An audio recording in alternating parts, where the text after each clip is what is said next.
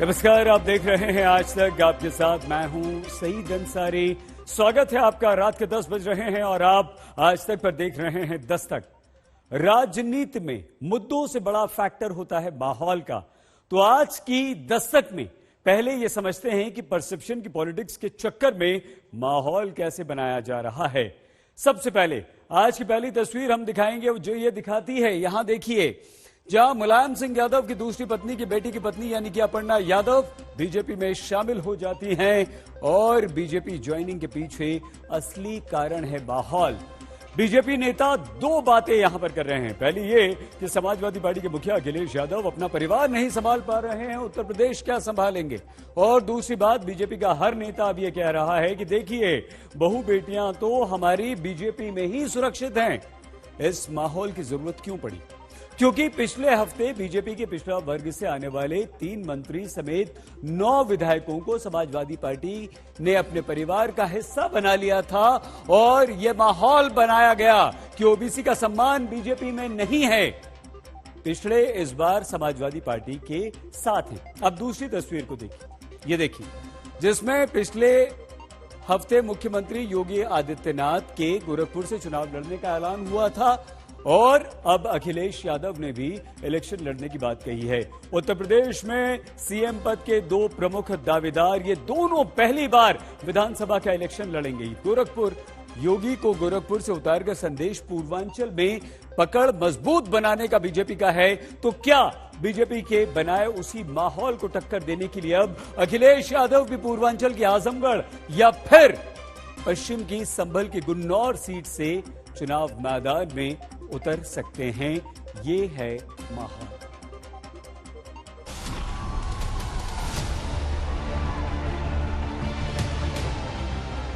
मैं आजमगढ़ की जनता से अनुमति लेकर के ही चुनाव लड़ूंगा। अब उनकी हिम्मत नहीं हो पा रही कि अगली सूची वो जारी कर सकें। अब मुझे लगता है कि गोरखपुर में ही उन्हें रहना पड़ेगा। अब गोरखपुर से वापस आने की उन्हें जरूरत नहीं है। वे अपनी पार्टी की तरफ से अधिकृत प्रत्याशी बने, ये हमारी भी कामना है। जिस उत्तर प्रदेश में 1989 तक जो भी मुख्यमंत्री बना वो जनता के हाथों चुनाव में पहले ही चुनकर आता था, उसी प्रदेश में 19 साल बाद कोई मुख्यमंत्री पहली बार विधानसभा चुनाव लड़ने जा रहे हैं। उसी प्रदेश में 3 दशक बाद माना जा रहा है कि विधानसभा चुनाव जीत कर आने वाला चेहरा ही मुख्यमंत्री पद की शपथ लेगा, क्योंकि योगी आदित्यनाथ को अपने टिकटों की पहली सूची में ही बीजेपी ने गोरखपुर से चुनाव लड़ाने का ऐलान किया। आदरणीय योगी जी हमारे मुख्यमंत्री की दायित्व में है, वो गोरखपुर शहर से चुनाव में पार्टी की ओर से प्रत्याशी होंगे। अब समाजवादी पार्टी के अध्यक्ष और आजमगढ़ से मौजूदा सांसद अखिलेश यादव पहली बार विधानसभा चुनाव लड़ने की तैयारी कर चुके हैं। मैं आजमगढ़ की जनता से अनुमति लेकर के ही चुनाव लड़ूंगा, अगर चुनाव लड़ता हूं तो। नहीं, आजमगढ़ की जनता से अनुमति इसलिए लेनी पड़ेगी, वहां के लोगों ने मुझे जिताया है। चुनाव में हर एक व्यक्ति को उतरने का अधिकार है। वे अपनी पार्टी की तरफ से अधिकृत प्रत्याशी बने, ये हमारी भी कामना है, उनको बनना चाहिए। लेकिन एक बात तो सामने आ गई है कि समाजवादी पार्टी आज बैकफुट पर आ चुकी है अपनी पहली सूची के बाद। अब उनकी हिम्मत नहीं हो पा रही कि अगली सूची वो जारी कर सकें, क्योंकि किसकी करें किसकी न करें। योगी आदित्यनाथ और अखिलेश यादव जब मुख्यमंत्री बने तो विधानसभा नहीं बल्कि विधान परिषद से एंट्री ली, लेकिन इस बार कहानी पलट गई।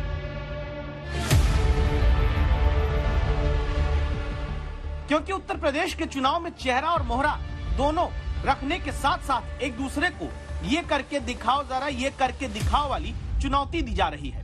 पहले योगी के अयोध्या से लड़ने की चर्चा बीजेपी के खेमे से उड़ाई गई, फिर मुख्यमंत्री को गोरखपुर से चुनाव में उतारने की बात कही गई। राजनीतिक जानकारों ने इसकी वजह बताई गोरखपुर समेत पूर्वांचल में योगी आदित्यनाथ के नाम पर जीत की मोर्चाबंदी करना। इसके बाद अखिलेश यादव की बारी। योगी आदित्यनाथ की सीट के ऐलान के 4 दिन बाद अखिलेश यादव खुद इलेक्शन लड़ने की बात कहते हैं। सीट कौन सी होगी खुलकर नहीं बोलते। आजमगढ़ की सीट की तरफ इशारा। सीट यही हुई तो पूर्वांचल में वो भी बीजेपी को टक्कर देने वाला माहौल बनाना चाहेंगे। उनको इतना लंबा समय, भारतीय जनता पार्टी प्रत्याशियों की पहली सूची आई, हमारे माननीय मुख्यमंत्री जी का, मेरा भी नाम पहली सूची में आया, लेकिन अभी भी कहते थे कि हमने बड़ा विकास किया है। जो विकास योजनाएं आती थी उस पर स्टिकर चस्पा करने का काम की हमने ये शुरू किया है, और कोई विकसित क्षेत्र उनके द्वारा जो विकास किया गया उस क्षेत्र से उनके अंदर चुनाव लड़ने की हिम्मत नहीं हो रही है। मन से चुनाव तो नहीं लड़ने वो जा रहे हैं, भरे मन से चुनाव लड़ने जा रहे हैं, क्योंकि जिस तरह से भारतीय जनता पार्टी ने आदरणीय योगी जी को, आदरणीय केशव मौर्य को जो लड़ाने की बात की है, उसको लेकर कहीं ना कहीं एक प्रश्न तो वहां इनके और सदस्य उठा ही रहे होंगे कि आखिर आप क्यों नहीं लड़ेंगे चुनाव। तो अब भरे मन से ये एक अभी आवाज है, चुनाव लड़ना पसंद करते नहीं है। बैकडोर से आए थे तो बैकडोर से ही वो सत्ता पाए थे, इसलिए मैदान में जाने वाले लोग जो होते हैं वो मैदान में हमेशा दिखाई देते हैं। अब अगर आजमगढ़ से अखिलेश उतरते हैं तो इस जिले को जान लीजिए। आजमगढ़ वो जिला है जहां लोकसभा चुनाव आज तक सिर्फ बीजेपी एक बार साल 2009 में जीत पाई। 2014 और 2019 की मोदी लहर में भी लोकसभा का इलेक्शन आजमगढ़ की सीट से पहले मुलायम सिंह फिर अखिलेश यादव जीते। विधानसभा चुनाव की बात करें तो आजमगढ़ जिले में जातिगत समीकरण के हिसाब से दलित 25%, मुस्लिम 19%, यादव 24% है, जो ज्यादातर सपा या बसपा के पक्ष में वोट करते आए। 2017 में जब प्रदेश में बीजेपी की आंधी चली तब भी आजमगढ़ में सिर्फ एक विधानसभा बीजेपी जीत पाई थी। यूपी की राजनीति में यह भी दिलचस्प ही होगा कि अभी बीजेपी के स्टार प्रचारक नंबर 1 और प्रधानमंत्री पूर्वांचल के वाराणसी से सांसद हैं। मुख्यमंत्री गोरखपुर से विधानसभा चुनाव लड़ते हैं, पूर्वांचल में आता है। मुख्यमंत्री पद के प्रबल विपक्षी दावेदार अखिलेश भी आजमगढ़ से ही उतरते हैं तो तय हो जाएगा कि इस बार देश के पीएम के बाद प्रदेश के सीएम भी पूर्वांचल से ही आने वाले हैं। अखिलेश यादव जी पर अब इतना दबाव था मुख्यमंत्री योगी आदित्यनाथ जी के चुनाव लड़ने की घोषणा के बाद, उनके पार्टी कार्यकर्ताओं में बड़ी निराशा थी, और ऐसे में अब कार्यकर्ताओं के दबाव के बाद अखिलेश यादव जी नानुकुर करते हुए चुनाव लड़ने के लिए तैयार ही हो रहे हैं, लेकिन उनकी पराजय सुनिश्चित है। जय पराजय तो जनता के हाथ में, लेकिन दिलचस्प है दो मुख्यमंत्री पद के प्रबल उम्मीदवारों की पूर्वांचल की पिच पर परसेप्शन की पॉलिटिकल लड़ाई। ऐसा क्यों? क्योंकि पूर्वांचल के 28 जिलों में कुल 164 सीट, जिसमें 2017 में बीजेपी 115 जीती, समाजवादी पार्टी सिर्फ 17। तब एक बड़ा फैक्टर अनुप्रिया पटेल वाले अपना दल के साथ साथ ओम प्रकाश राजभर की पार्टी से बीजेपी का गठबंधन बना था। 2022 में कहानी पलटी हुई है, क्योंकि राजभर का गठबंधन अब अखिलेश यादव से है। गैर यादव वोट के लिए पिछड़ों के नाम पर स्वामी प्रसाद मौर्य भी बीजेपी से झटक कर अखिलेश यादव के साथ चले गए। बीएसपी के बड़े नेता लालजी वर्मा और रामअचल राजभर भी समाजवादी पार्टी के साथ हैं। क्या इसीलिए पूर्वांचल को सेफ जोन में रखने के मकसद से गोरखपुर से योगी आदित्यनाथ को उतारा गया, और अब उसी सेफ जोन को बनाने के लिए अखिलेश आजमगढ़ से उतर सकते हैं? बीजेपी कहां लड़ाई में है, हम नहीं समझ पा रहे हैं। हम बलिया में रहते हैं, एक सीट बताइए बलिया जहां जीत रहे हो। आइए जो है मऊ, एक सीट बताइए कहां जीत रहे हैं। आजमगढ़ है, अंबेडकर नगर है, उधर गाजीपुर है, कहां जीत रहे हैं? झूठा बीजेपी चिल्ला रही है, हम जीत रहे हैं। जिस उत्तर प्रदेश में अब तक सिपाहियों को चुनाव में लड़ाकर सेनापति बाद में हाई कमान या पार्टी की कमान खुद हाथ में होने के कारण विधान परिषद से एंट्री लेते रहे, वहां मुख्यमंत्री, उप मुख्यमंत्री और पूर्व मुख्यमंत्री मैदान में खुद उतर रहे हैं, ताकि वोटर और वर्कर दोनों से सिर्फ मंच से नहीं बल्कि अपनी चुनावी जमीन पर उतर कर पूछ सके, हाउ इज द जोश। आवाज रुकनी नहीं चाहिए। कुमार अभिषेक, लखनऊ, आज तक। और अब खबर ही आ रही है कि संभल की गुन्नौर सीट, जहां से मुलायम सिंह यादव भी विधानसभा चुनाव लड़ चुके हैं, 2 बार जीत चुके हैं, इसी गुन्नौर सीट से अखिलेश यादव चुनाव में उतर सकते हैं। एक बात जरूर तय है कि सीएम पद यानी कि मुख्यमंत्री पद के दोनों दावेदार पहली बार उम्मीदवार बनकर चुनाव में उतरने जा रहे हैं। 6 लाख करोड़ के बजट वाले राज्य उत्तर प्रदेश, जहां की आबादी करीब 24 करोड़ है, वहां राजनीति में जनता के मुद्दों से ज्यादा जाति हावी है। जनता यहां उत्तर प्रदेश में सेकेंडरी है राजनीति में जनता की जाति प्राइमरी है और यही कारण है कि बड़े बड़े राजनीतिक दलों को 1% से 4% की जातिगत शक्ति वाले दलों से गठबंधन करके चुनाव में उतरना पड़ता है। दल बदल कराना पड़ता है, जहां हर पार्टी गाती है हम साथ साथ हैं। पहली तस्वीर हजारों वोट से जिस चेहरे को 2017 में बीजेपी के ही प्रत्याशी ने हराया, उस हारे हुए चेहरे को पार्टी ज्वाइन कराने वाले चेहरे देखिए। पार्टी अध्यक्ष जेपी नड्डा, मुख्यमंत्री, दोनों डिप्टी सीएम, पार्टी के यूपी अध्यक्ष। ऐसा महत्व क्यों? क्योंकि पार्टी ज्वाइन करने वाला चेहरा अपर्णा बिष्ट यादव का है, जो मुलायम सिंह परिवार की बहू है। अब दूसरी तस्वीर देखिए। यूपी में बीजेपी गठबंधन की सीटें तय हो जाती हैं। तस्वीर में निषाद वोट के दावेदार संजय निषाद और कुर्मी वोट की राजनीति करने वाली अपना दल सोनेलाल की अनुप्रिया पटेल दिखती हैं। अपना दल, निषाद पार्टी, भारतीय जनता पार्टी, हम तीनों मिलकर एनडीए गठबंधन के रूप में पूरे प्रदेश में 403 सीटों पर चुनाव लड़ने जा रहे हैं। हमारे सीट डिस्ट्रीब्यूशन की जहां तक बात है, हमारी बातचीत सकारात्मक दिशा में काफी आगे बढ़ चुकी है और मैं इतना ही कहूंगी कि हम पिछली बार से कहीं अधिक सीटों पर चुनाव लड़ने जा रहे हैं। एनडीए ने जो सीट निर्धारित की है उससे 2-4 अधिक जिताकर डॉक्टर संजय अपने को किंग मेकर की भूमिका दर्शाएंगे, तभी कहलाएंगे। तीसरी कहानी में 2 तस्वीरें हैं। जातिगत समीकरणों को साधने वाला गठबंधन ही इस बार समाजवादी पार्टी ने भी किया, जिसमें राजभर, मौर्य, कुशवाहा, पटेल, निषाद वोट के आधार पर सियासत करते आ रहे दल शामिल हैं। उत्तर प्रदेश में 350 तहसीलें हैं। ठप्पा मार के प्रमाण पत्र देती हैं कि तुम ब्राह्मण हो, ठाकुर हो, अहीर हो, कुर्मी हो, बिंद हो, केवट हो, मल्ला हो, धोबी, दरकार, पासी, खटी, खेला, कुजड़ा हो, जुल्हा, दुनिया अंसारी, शेख सैयद, पठान हो, आर्य, कर्कवंशी, बंजारा, बहेलिया हो, ये ठप्पा मार के देते हैं।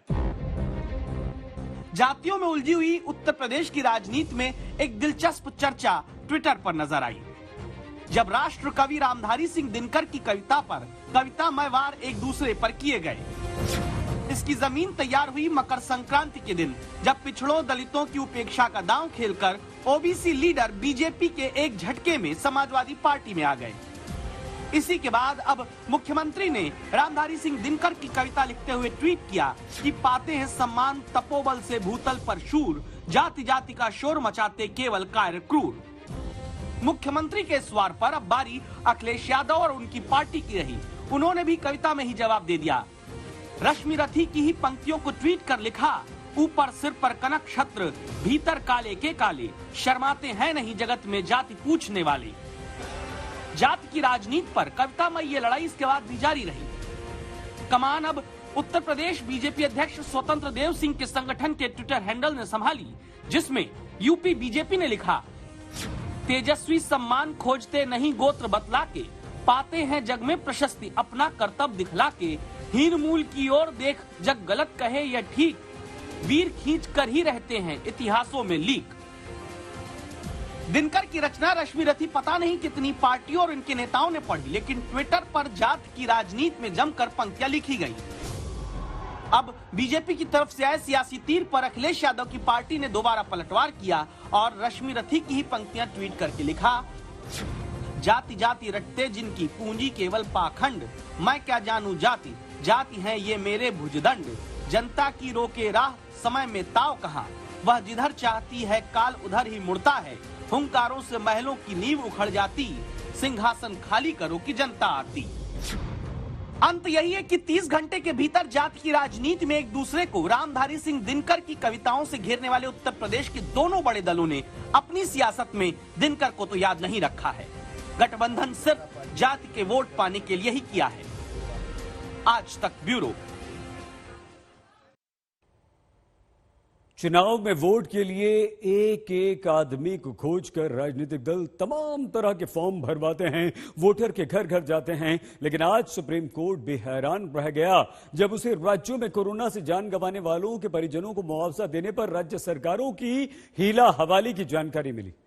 जनता की जान जाने पर भी मुआवजा देने में गड़बड़ झाला करने वालों पर आप ये रिपोर्ट देखकर अपनी दस्तक दीजिए।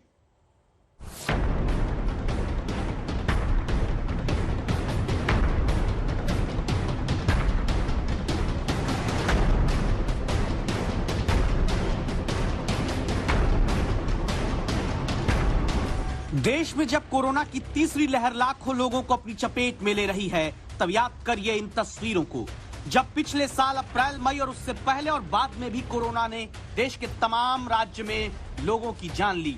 कितनों को ऑक्सीजन नहीं मिली, कितनों को अस्पताल नहीं मिला, कितनों को अस्पताल में बेड नहीं मिला, कितनों को दवाई और सही इलाज नहीं मिला। ये सब सटीक बताना तो दूर, देश के तमाम राज्यों ने कोरोना से अपने नागरिकों की मौत के आंकड़ों को भी छिपाने बताने का खूब खेल खेला। और खेल सिर्फ मौत छिपाने में नहीं हुआ, खेल राज्य सरकारों ने लोगों के मरने के बाद उनके परिजनों को मुआवजा बांटने में भी किया है।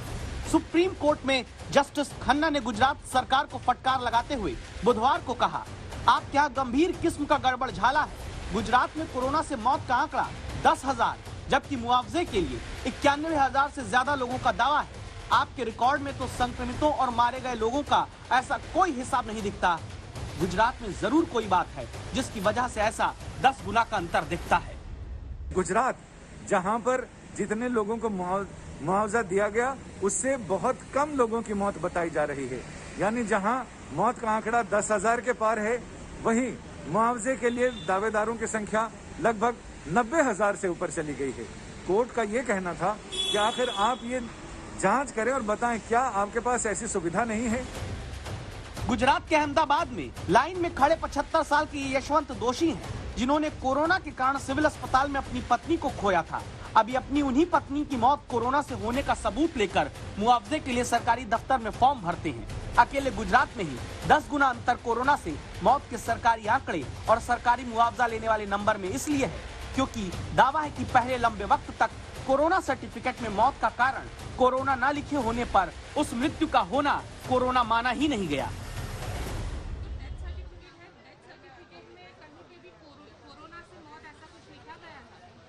ना नहीं लिखा गया था।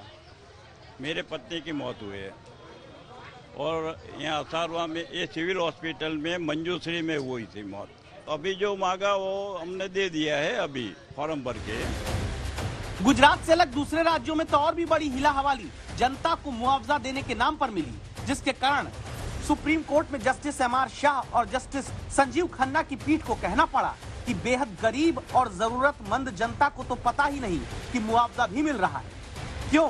पंजाब में मौत की संख्या 16,567 बताई गई, जबकि मुआवजा का दावा करने वाले सिर्फ 8,780 लोग आए। हिमाचल में 3,000 मौत के मुकाबले सिर्फ 650 दावेदार मुआवजा मांगने आए। झारखंड में मौत का आंकड़ा 5,140 आया है और मुआवजे की अर्जी उनमें से सिर्फ 132 लोगों के परिजनों ने ही दी है। मौत और मुआवजे के बीच का ये अंतर क्यों है? कहीं पर ये अंतर ऐसा है कि मौत ज्यादा हुई और मुआवजे के दावेदार कम आए, और कुछ राज्यों में तो ऐसा है कि मौत जितनी हुई इससे कई गुना ज्यादा मुआवजे के दावेदार आए। कहीं पर तो कोई गड़बड़ है, कोई तो कमजोर कड़ी है। कोर्ट ने राज्य सरकारों से कहा है कि वो अपनी व्यवस्था दुरुस्त करें और ये देखें कि आखिर लोगों तक मदद की राशि कैसे पहुंचाई जा सकती है, सही लोगों तक सही चीजें कैसे पहुंच सकती हैं, वो भी सही समय पर, इसका वो ध्यान रखें। अदालत ने सुनवाई के दौरान आंध्र प्रदेश और बिहार के चीफ सेक्रेटरी को तुरंत ऑनलाइन आने का निर्देश दिया। जब आंध्र प्रदेश के मुख्य सचिव कोरोना से मौत के बाद मुआवजे में सरकारी सिस्टम की लाल फीताशाही पर सफाई देने आए तो पहले माफी मांगी और फिर कहा कि मुआवजा देने के आदेश में देरी की वजह दस्तावेज में पता या नाम गलत होना है। सुप्रीम कोर्ट ने कहा यह तो खतरनाक स्थिति है कि आपके यहाँ कोविड से मारे गए लोगों के इलाज और फिर मौत के रिकॉर्ड में पते ही नहीं है। अब कोविड मुआवजे के लिए दाखिल हुई याचिकाओं पर 4 फरवरी को अगली सुनवाई होगी। संजय शर्मा, दिल्ली आज तक।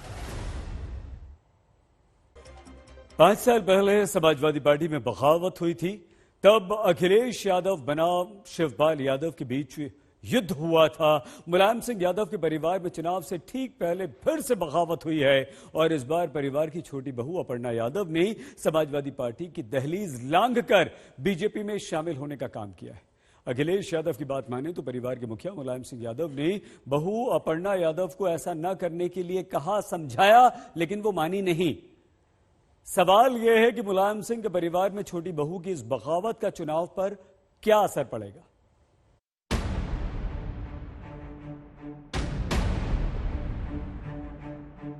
नेता मुलायम सिंह जी की बहू अपर्णा यादव आज भारतीय जनता पार्टी में शामिल हो रही हैं। मैं हृदय से स्वागत करता हूँ।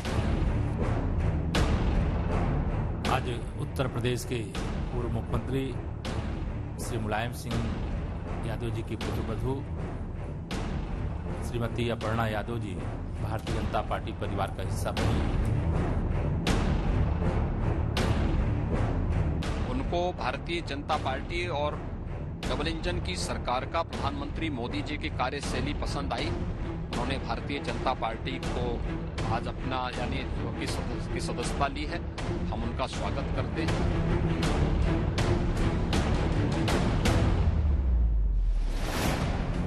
कहते हैं प्रेम, युद्ध और राजनीति में सब कुछ जायज है। अखिलेश यादव ने बीजेपी और उसकी सरकार में सेंध लगाए तो बीजेपी ने सीधे सीधे मुलायम परिवार की दुखती रग पर हाथ रख दिया। अपर्णा यादव को बीजेपी में शामिल करके चुनाव से ऐन पहले ये संदेश दे दिया कि यादव परिवार में एका नहीं है। मैं बस यही बोलना चाहती हूँ कि अब मैं राष्ट्र की आराधना करने निकली हूँ, इसलिए आप सभी लोगों का सहयोग भी बहुत अनिवार्य है। और मैं बहुत हमेशा से प्रभावित रहती हूँ जिस प्रकार की कार्यशैली है, चाहे वो स्वच्छ भारत मिशन हो, चाहे वो महिलाओं के लिए स्वावलंबी जीवन हो, चाहे वो रोजगार हो। मैं हमेशा से भारतीय जनता पार्टी की स्कीम से हमेशा से बहुत प्रभावित रहती हूँ। अपर्णा यादव के जरिए बीजेपी ने मुलायम परिवार के उस घरेलू झगड़े को फिर से सुर्खियों में ला दिया जो 2017 में पार्टी की हार की सबसे बड़ी वजह बना। आज भले ही शिवपाल यादव अखिलेश यादव को अपना नेता मानते हो, लेकिन उत्तर प्रदेश की जनता भूली नहीं है कि कैसे 5 साल पहले मुलायम सिंह की राजनीतिक विरासत के लिए अखिलेश और उनके चाचा शिवपाल किस तरह से झगड़े थे।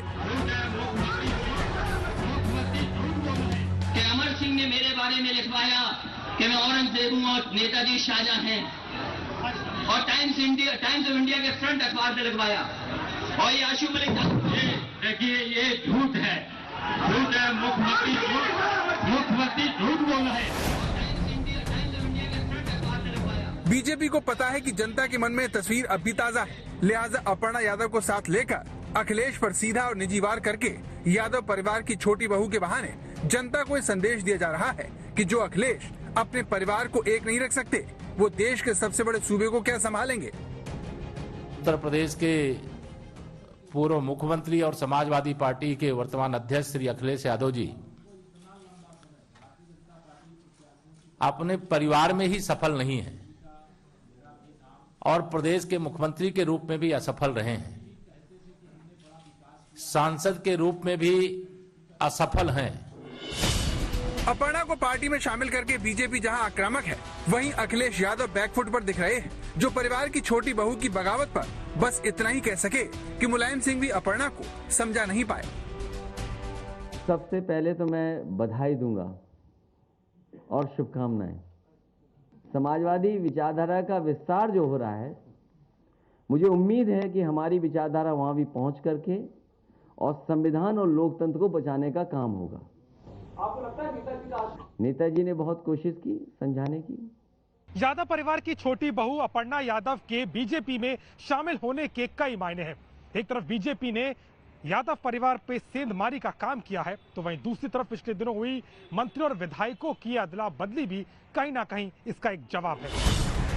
अब यहाँ सवाल ये उठता है कि अपर्णा यादव के बीजेपी में आने से अखिलेश को कितना नुकसान होगा, क्योंकि अपर्णा और बीजेपी में खिचड़ी पकने की खबरें बहुत पुरानी हैं। अपर्णा यादव ने 2017 में लखनऊ कैंट से चुनाव लड़ा, लेकिन वो हार गई। बताया गया कि अपर्णा ने अपनी हार के लिए अखिलेश को दोषी ठहराया। इसके बाद से ही 2017 के विधानसभा चुनाव के ठीक बाद भी अपर्णा यादव के बीजेपी में जाने की अटकलें थी। उन्होंने सीएम योगी आदित्यनाथ से मुलाकात भी की थी। 2022 के चुनाव नजदीक आए तो फिर से अपर्णा यादव के भाजपा में शामिल होने की अटकलें लगाई जाने लगी, जो आखिरकार हकीकत में बदल गई। तो सभी जानते थे कि देर सवेर अपर्णा बीजेपी में शामिल होंगी और मुख्यमंत्री योगी आदित्यनाथ से उनकी करीबी जग जाहिर है। उनको भारतीय जनता पार्टी और डबल इंजन की सरकार का प्रधानमंत्री मोदी जी की कार्यशैली पसंद आई। उन्होंने भारतीय जनता पार्टी को आज अपना यानी की सदस्यता ली है। हम उनका स्वागत करते हैं और हमें विश्वास है कि अपर्णा जी भारतीय जनता पार्टी के साथ मिल करके इस बृहद परिवार का हिस्सा बन करके भारतीय जनता पार्टी को मजबूती प्रदान करने और अपने सामाजिक सेवाओं को इस मंच के माध्यम से आगे बढ़ाने का कार्य करेंगे। ये साल 2017 की तस्वीरें हैं जब मुख्यमंत्री योगी आदित्यनाथ ने लखनऊ के सरकारी गौशाला का निरीक्षण किया और तब से गौ सेवा के बहाने ही अपर्णा यादव ने अपनी नजदीकियां जता दी। इस तस्वीर में आप मुलायम सिंह यादव के छोटे बेटे प्रतीक यादव को भी देख सकते हैं, लेकिन इस पूरे कार्यक्रम में ड्राइविंग सीट पर अपर्णा ही थी। पिछले 5 सालों में अपर्णा यादव समाजवादी पार्टी में तो बनी रही, लेकिन कभी अखिलेश यादव या यादव परिवार के नजदीक नहीं हो पाए। दोनों के बीच एक अनकही दूरी बनी रही, लेकिन इस दौरान अपर्णा यादव लगातार पीएम मोदी की प्रशंसा करती रही। मैं हमेशा से प्रभावित रहती थी आदरणीय प्रधानमंत्री जी से, और मेरे चिंतन में हमेशा राष्ट्र सबसे पहले है। मुझे लगता है कि राष्ट्र का धर्म मेरे लिए सबसे ज्यादा जरूरी है। मुझे यह कहने में प्रसन्नता हो रही है कि निश्चित तौर से श्री मुलायम सिंह यादव जी की पुत्रवधू होने के बाद भी समय समय पर आपने जो अपना विचार आप सब मीडिया के मित्रों के माध्यम से रखा है, वह विचार सदैव से मुझे उनका भाजपाई लगता है। चाहे धारा 370 का मामला हो, बालाकोट एयर स्ट्राइक हो या फिर CAA, Aparna Yadav party line से अलग भाजपा की तारीफ करती रही। पिछले 5 सालों तक समाजवादी पार्टी में रहते हुए अपर्णा यादव को कोई भी काम नहीं मिला, न ही संगठन का कोई पद। लेकिन इस बार जब ऐसा लगा कि उन्हें टिकट भी नहीं मिल पाएगा, तो अपर्णा यादव ने बीजेपी का दामन थामना ही बेहतर समझा। मुलायम जी की बहू और स्वामी प्रसाद मौर्य जी की बेटी दोनों ही भारतीय जनता पार्टी में अपने आप को सुरक्षित महसूस करती हैं, क्योंकि उत्तर प्रदेश की 25 करोड़ की आबादी में मेरी माताएं बहनें, उत्तर प्रदेश की बहु बेटियां भी अपने आप को सुरक्षित महसूस करती हैं मोदी जी योगी जी की सरकार में राज। हाल ही में अखिलेश यादव ने बीजेपी को तगड़ा झटका देते हुए योगी सरकार के 3 मंत्रियों को अपने पाले में खींच लिया था। स्वामी प्रसाद मौर्य जैसे नेताओं के जरिए गैर यादव ओबीसी वोट बैंक मजबूत होने से अखिलेश यादव के हौसले बुलंद थे, लेकिन अपर्णा के रूप में बीजेपी के इस पलटवार के गहरे संदेश माने जा रहे हैं और सवाल उठ रहे हैं कि क्या आगे भी समाजवादी पार्टी के संस्थापक के परिवार में टूट होगी। सच्चाई ये है कि हमारे नेता माननीय मुलायम सिंह जी और शिवपाल जी को अखिलेश जी ने बहुत प्रताड़ित किया। हम लोग अंदर से बहुत दुखी हैं। समाजवादी विचारधारा के जितने लोग थे, अखिलेश जी ने सबको किनारा कर दिया और गैर समाजवादी लोग जो मुलायम सिंह यादव को गालियां देते हैं उनको तरजीह दी जा रही है। मुलायम सिंह यादव के परिवार के कई लोग राजनीति में सक्रिय हैं। उनके भाई और भतीजे से लेकर कई रिश्तेदार सियासत करते हैं। छोटी बहू भले ही अब बीजेपी में चली गई हो, लेकिन यादव परिवार के कई सदस्य बीजेपी से जुड़कर राजनीति करते हैं। हाल ही में मुलायम सिंह यादव के समधी हरिओम यादव ने बीजेपी में एंट्री की है। मुलायम सिंह के भाई अभय राम यादव की बेटी और धर्मेंद्र यादव की बहन संध्या यादव ने पंचायत चुनाव में बीजेपी का दामन थामा था। संध्या यादव और उनके पति अनुजेश प्रताप यादव दोनों बीजेपी में हैं। परिवार में एक बहरानी आवाज आती है, परिवार के और भी कुछ लोग हैं जो परेशान है फिलहाल। उससे पहले तो समझी आ चुके हरिओम यादव जी। हाँ जी। आज बहू आ गई है, अब आगे देखो कौन व्यक्ति अब हमारी तरफ को हाथ बढ़ाएगा, हम उसका हाथ पकड़ने को तैयार है। लेकिन अपर्णा के बाद कौन, इस सवाल पर सबकी नजरें शिवपाल यादव पर टिक जाती हैं, जिनके बीजेपी में शामिल होने की संभावना से खुद बीजेपी इनकार नहीं करती। शिवपाल यादव 6 सीटें मांग रहे थे, 1 से ज्यादा सीट उन्हें सपा नहीं दे रही, असंतुष्ट हैं, बात नहीं कर रहे हैं। आपको लग रहा है कि बीजेपी में आपके लाने की कवायद होगी? नहीं, मेरा ये मत है कि ये उनकी पार्टी के घर के भीतर का मामला था। माननीय मुलायम सिंह यादव जी के प्रयास से वो वहां गए थे, तो जो कुछ तय हुआ वो करना चाहिए। और अगर नहीं हो रहा होगा तो आदरणीय शिवपाल जी इतने बड़े परिपक्व राजनीतिज्ञ हैं, वो जरूर अपना रास्ता तय करेंगे। अखिलेश यादव की वजह से ही शिवपाल यादव को समाजवादी पार्टी छोड़नी पड़ी थी, लेकिन बदले माहौल में शिवपाल भतीजे को अपना नेता मानकर उनके साथ चुनाव लड़ रहे हैं और बीजेपी में जाने की किसी भी संभावना से इनकार करते हैं। लक्ष्मीकांत वाजपेयी के इस दावे में कोई सच्चाई नहीं है कि मैं भारतीय जनता पार्टी में शामिल हो सकता हूँ। ये दावा पूर्णतया निराधार और तथ्यहीन है। मैं अखिलेश यादव के नेतृत्व वाले समाजवादी पार्टी गठबंधन के साथ हूँ। 2012 में जब समाजवादी पार्टी को यूपी में बहुमत मिला था, तो परिवार के कई लोग चाहते थे कि मुलायम सिंह यादव ही मुख्यमंत्री बने, लेकिन कई दिनों की खींचतान के बाद मुलायम सिंह यादव ने सीएम की कुर्सी पर बेटे अखिलेश को बैठा दिया और इसी के बाद परिवार में झगड़ा शुरू हो गया। अपर्णा के जरिए बीजेपी ने यादव परिवार की इसी कमजोर कड़ी को एक बार फिर सबके सामने लाने की कोशिश की है। अभिषेक मिश्रा, लखनऊ, आज तक। बीजेपी ने मुलायम सिंह यादव के परिवार में असंतोष को भुनाकर समाजवादी पार्टी को एक बड़ा झटका दिया। पिछले चुनाव में भी घर के झगड़े ने अखिलेश यादव के दोबारा मुख्यमंत्री बनने के सपने को चकनाचूर कर दिया था। लेकिन सवाल यह है कि जो अपर्णा यादव सिर्फ 9 दिन पहले तक जिस समाजवादी पार्टी की तारीफ कर रही थी, बचाव करती फिरती थी, उन्होंने बीजेपी को क्यों चुना, क्यों ज्वाइन किया? सपा में आदरणीय नेताजी ने जब पहली बार मुख्यमंत्री बने तो टॉयलेट बनवाने का काम शुरू किया। उन्होंने पोस्टर नहीं छपवाए कि हमने टॉयलेट बनवा दिए हैं। हमारे सैफई में, हमारे इटावा में, हमारे मैनपुरी में गांव-गांव को डेवलप किया गया। चंद दिनों पहले जो अपर्णा यादव अपने ससुर और समाजवादी पार्टी का बचाव करती थी, वो अचानक भाजपाई कैसे बन गई? नेताजी ने बड़ी संघर्ष की लड़ाई लड़ी है, और अगर आज उन्होंने ये कह दिया कि अपने परिवार में उनके 2-3 लोग आ गए तो क्या गलत बात है? इसमें कौन सी ऐसी बात उन्होंने कर दी? क्या किसी के परिवार में कोई डॉक्टर बनता है, उसका बेटा अगर डॉक्टर बनना चाहे तो ये गुनाह है? जो अपर्णा यादव आज तक के मंच पर परिवारवाद पर अपने खानदान का बचाव करती थी, उन्होंने समाजवादी पार्टी की सबसे कट्टर विरोधी पार्टी में ठिकाना क्यों चुना? अटकलें हैं कि अखिलेश और डिंपल से अर्चना और उनके पति प्रतीक का मनमुटाव इसकी वजह है। लेकिन असल वजह जानने के लिए आपको मुलायम सिंह के खानदान के सदस्यों से मिलना होगा। मुलायम सिंह की पहली शादी मालती देवी से हुई और अखिलेश यादव का जन्म हुआ, जिनकी डिंपल यादव से शादी हुई। लेकिन मुलायम ने पहली पत्नी के निधन के बाद साधना गुप्ता से दूसरी शादी की, जिनके बेटे प्रतीक यादव है, और अपर्णा यादव खानदान की छोटी बहू। 2017 में जब समाजवादी पार्टी में राजनीतिक विरासत का झगड़ा शुरू हुआ तो मुलायम की दूसरी पत्नी साधना यादव सामने आई और उन्होंने वो बात कही जिसे कई लोगों ने परिवार में कलह की जड़ बताया। साधना यादव ने मीडिया से कहा कि वो चाहती है कि उनका बेटा प्रतीक यादव भी राजनीति में आगे बढ़े। आपको नहीं लगता कि आपको भी एमपी या राज्यसभा वगैरह जाना चाहिए, क्योंकि आप अगर उससे ज्यादा बेहतर लोगों को मदद चाहते हैं? हमारा बेटा जाए, प्रतीक जाए। हम नहीं चाहते अपने लिए।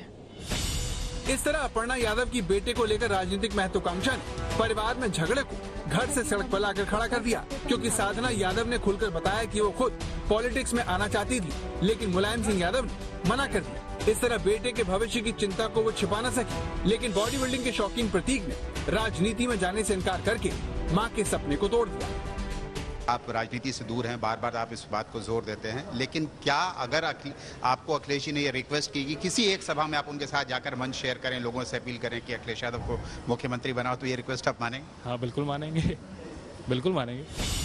रियल एस्टेट कंपनी और आलीशान जिम चलाने वाले प्रतीक यादव ने तो भले ही राजनीति करने से इनकार कर दिया, लेकिन उनकी पत्नी अपर्णा यादव अपनी महत्वाकांक्षा छिपा न सकी और उनकी जिद को देखते हुए पार्टी ने उन्हें 2017 में लखनऊ कैंट से उम्मीदवार भी बनाया।